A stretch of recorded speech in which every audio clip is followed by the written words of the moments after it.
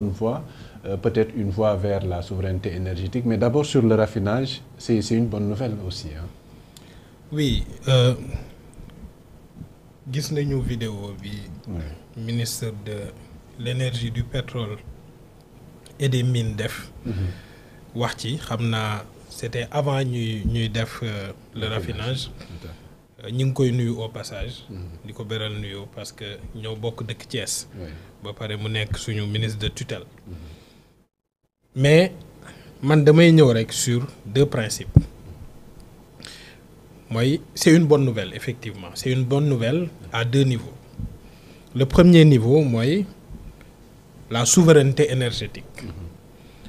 maanaam tey jii di jéggaani mbir defar ko ci sa réew day li gën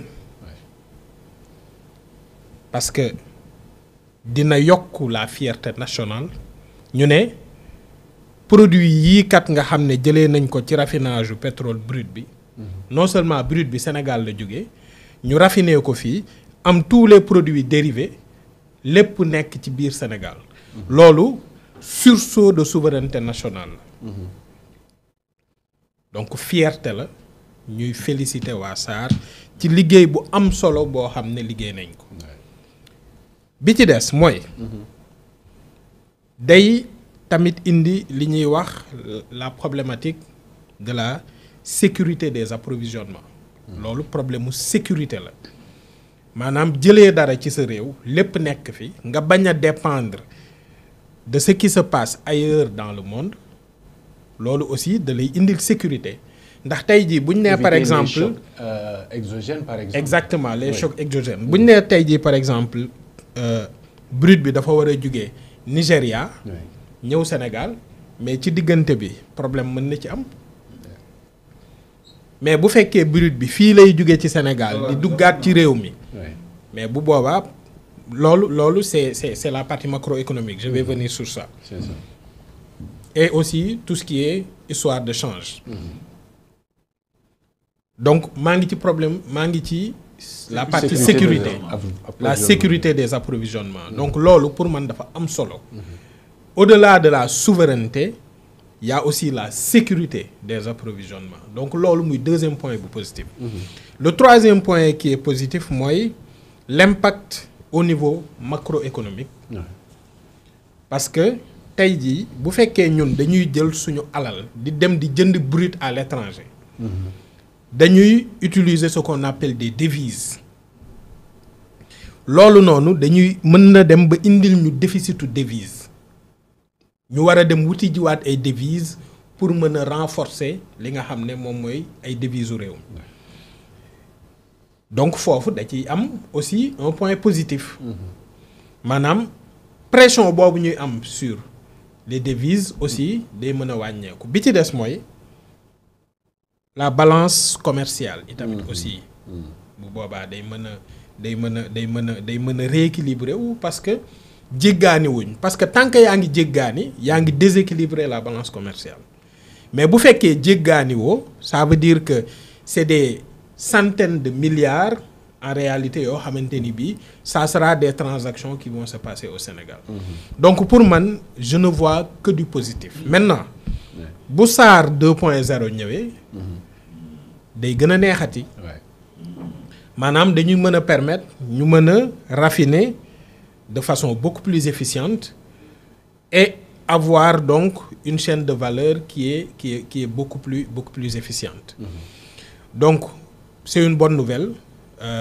Am na ay impact à plusieurs niveaux mais nañ ko renforcer mu gën a jëm kanam comme ni ko ministre bi waxee ñu fexe ba li ñuy produire ci Sangomar yépp ñu mën ko raffiner Sénégal au meilleur coût parce que loolu aussi c'est important suñu réew la lii la fii lay jógee souveraineté énergétique et cetera ba ñuy produire à 2 fois plus je pense que amul sens te yaakaaruma ni SAR dinañ produire à perte par rapport ak bu ñu waroon a dem importer ji même bu fekkee y a la question donc de la fierté nationale et tout ça les questions économiques sont aussi très très importantes dans un secteur aussi stratégique que le secteur de l'énergie donc économiquement aussi il faut que ce raffinage tienne la route. Et moi, je suis convaincu que la SAR ne va pas faire des montages qui ne tiennent pas la route économiquement parlant. Donc pour moi, aujourd'hui, si la SAR a décidé de raffiner le pétrole brut, ça veut dire que quelque part, ça tient la route au plan économique. Donc c'est une bonne nouvelle et on va poursuivre. Et je pense qu'on n'aura que des bonnes nouvelles avec ce régime-là. Parce que bëgg nañu réew mi bëgg nañ Sénégal avancer. C'est ça, mais beneen ponk bu am solo ci SAR gannaaw bu ñu réussir à raffiner le pétrole dem nañ beaucoup plus loin. En tout cas, ils entendent aller plus loin parce que le directeur de la SAR a fait savoir que ñoom dinañu diversifier seeni activités en traitant toute la chaîne de valeur pour d'abord produire exactement la pétrochimie, produire de l'urée, de lubrifiants, des granulés plastiques. loolu nga xam ne d'habitude industrie yi dañ koy soxla. Finalement, on va même attaquer l'industrialisation. Exactement. waaw mooy chaîne de valeur bi rek c'est-à-dire que gis nga tey jii nii une chaîne de valeur boo bëggee yokk l'efficience économique non seulement da ngay fexe couvrir toute la chaîne de valeur parce que bëri na xam nga tey jii boo jëlee brut di ci génn ay produits daanaka produit boo génne ba mu jeex am na yeneen produits yoo ci mën a génnewaat c'est pas pour rien qu'on dit que le pétrole c'est de l'or noir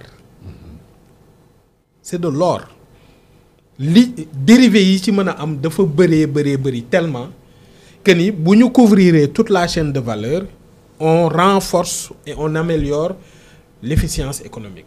Donc cette stratégie-là bi SAR di teg ne ñoom dañ bëgg nekk sur toute la chaîne de valeur produire nekk ci pétrochimie nekk ci produits hydrocarbures yi nekk ci urée nekk ci leneen ak leneen je pense que ni loolu c'est la bonne démarche et c'est ce qui permettra aujourd'hui de rendre la SAR beaucoup plus efficiente. Bu ñu fàtte ni aujourd'hui la SAR est la première société du Sénégal en termes de chiffre d'affaires. La SAR fait plus de 1000 milliards de chiffre d'affaires. Et devant la Sénélec et je pense même devant la Sonatel. Devant tout le monde. 1000 milliards de chiffre d'affaires pour moins de 300 collaborateurs si je ne me trompe pas. Ça veut dire que c'est une société aujourd'hui boo xam ne dañ ko war a bàyyi xel.